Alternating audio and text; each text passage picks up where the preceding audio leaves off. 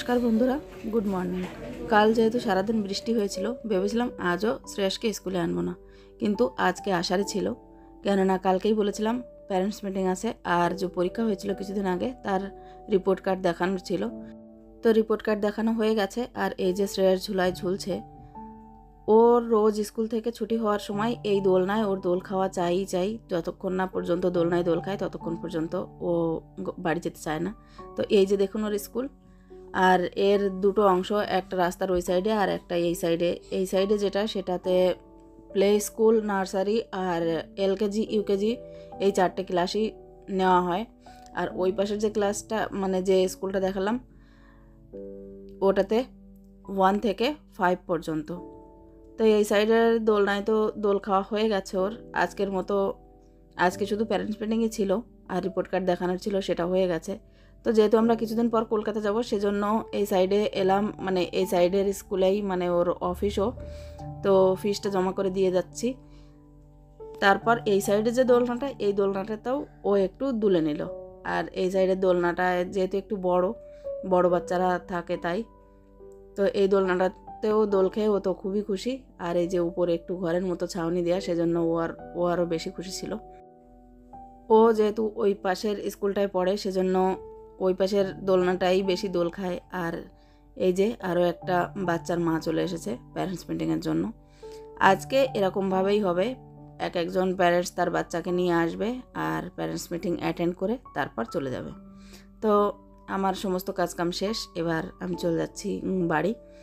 আর এই যে দেখুন স্নেহার স্কুলটা, এখানে ওদের স্কুলে ক্রিসমাস সেলিব্রেশন হয়েছিল, সেই ডেকোরেশনটা এখনও আছে। আর রাস্তাটার অবস্থা খুবই খারাপ, যেহেতু বৃষ্টি হয়েছিল।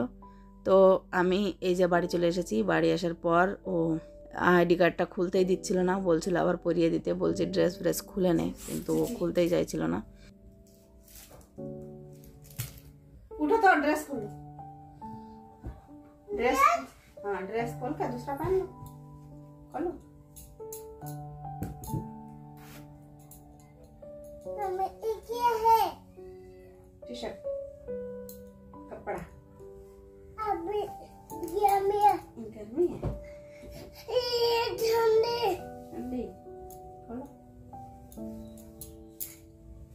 यस, लो स्वेटर पहनो।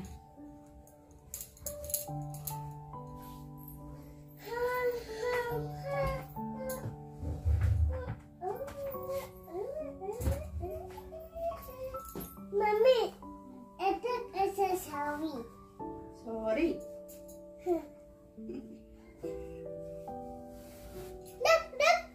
ले लिया फोन। मक्खी है, मक्खी ले लिया फोन। मक्खी कैसे लेगा फोन? फोन तो हमारा है ना। देख अभी मार देते हैं। बक ले इससे बक। दिखाओ क्या है। चीजी टॉफी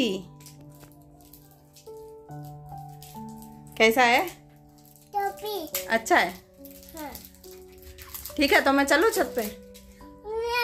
आप टॉफी खाओ, मैं छत पे जा रही हूँ, ठीक है? हाँ। यहीं पे रहना, नीचे मत उतारना, ठीक है?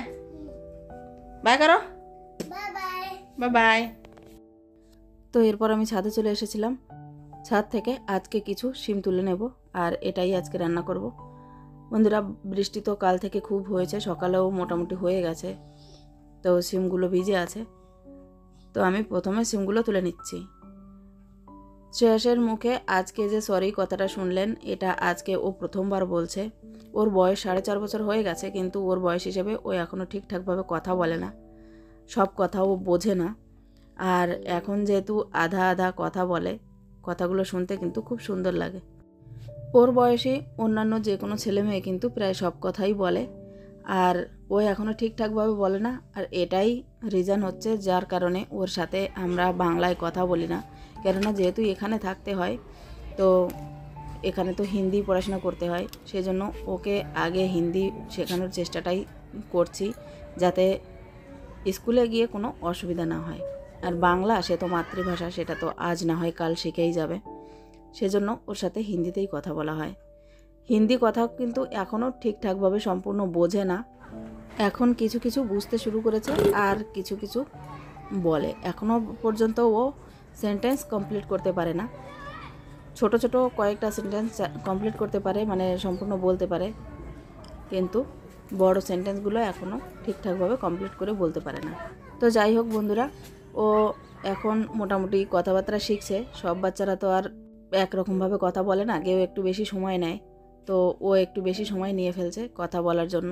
তো ভগবানের এটাই অশেষ কৃপা যে ও দেরিতে হলেও কথাগুলো বলছে। এখানে আমার সিমগুলো তুলে নেওয়া হয়ে গেছে। আর এই যে বেগুন দেখিয়েছিল সেদিন শ্রেয়াস, ছোট ছোট দুটো বেগুন, যে দুটো আর বড় হওয়ার কোনো মানে সম্ভাবনা নেই, যেহেতু আমরা কলকাতায় চলেই যাব। আর এগুলো বড় যদিও বা হয় তো আমরা আস্তে আস্তে বেশি বড় হয়ে যাবে, মানে পেকে যাবে, সেজন্যই ছোট ছোট দুটো বেগুন তুলে নিলাম। আর যেগুলো আছে সেগুলো বেশি ছোট। এখানে কিছু কলমি শাক আছে। কলমি শাকগুলো শীতে খুব বেশি একটা ফলন নেই, মানে বাড়ছে না। তো আজকে ভাবলাম যখন চলেই যাব 2-1 দিনের ভেতর, তো এই কলমি শাকগুলো থাকলেও তো এমনিতেই মরবে কি বাঁচবে তার ঠিক নেই, হয়তো সময় মতো জল না পেলে মরেও যেতে পারে, সেজন্য কলমি শাকগুলোও তুলে নিলাম। এরপর নিচে চলে এসেছি। নিচে এসে কলমি শাক আর এই যে শিম আপনাদের দেখাচ্ছি, এই শিম আমি কিন্তু সবগুলো রান্না করব না, অর্ধেকটা রান্না করব আর অর্ধেকটা আমি এখানে আমার এক দাদা আছে, সেই দাদাকে পাঠিয়ে দেবো, আজকে ও আসবে। তো এই যে আমি যে কটা রান্না করব সে কটা শিম আলু কুটে নিয়েছি, এখানে কলমি শাকও বসিয়ে দিয়েছি, আর দাদাকে যে কটা দেবো সে কটা আমি প্যাক করে রেখেছি। এখানে শিম আলুর জন্য মাছও ভেজে নিচ্ছি। নমস্তে।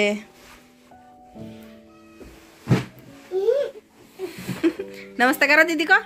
তো এখানে স্নেহাও চলে এসেছিল, আর স্নেহা এলে রোজই শ্রেয়াস ওকে নমস্তে করে, কিন্তু আজকে আর করলো না। আর এই যে দেখুন ওর বাবাও চলে এসেছে।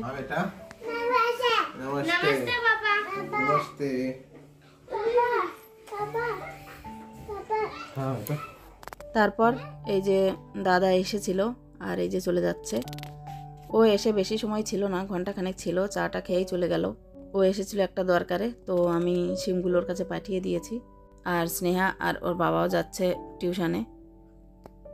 আমি আর শ্রেয়াস এখন একটু রেস্ট করব। তো বন্ধুরা, আজকের ভিডিওটা আর এর থেকে বেশি লম্বা করব না। তো যাই হোক, আজকের ভিডিওটা যদি আপনাদের ভালো লেগে থাকে তাহলে অবশ্যই একটা লাইক করবেন। তো বন্ধুরা, আকাশের অবস্থা এখনও খুব বেশি ভালো না, সেজন্য জানলাটা আমি বন্ধ করে দেব, যেহেতু রেস্ট করব তাই। আর বাইরে প্রচণ্ড ঠান্ডা। আর এই যে দেখুন শ্রেয়াস, একে এখন আমি একটু দুধ দিয়ে ঘুম পাড়িয়ে দেবো। তো বন্ধুরা, আজকের ভিডিওটা কেমন লাগলো অবশ্যই একটা কমেন্টের মাধ্যমে জানানোর অনুরোধ রইল। আর সবাই খুব ভালো থাকবেন, সুস্থ থাকবেন। টাটা।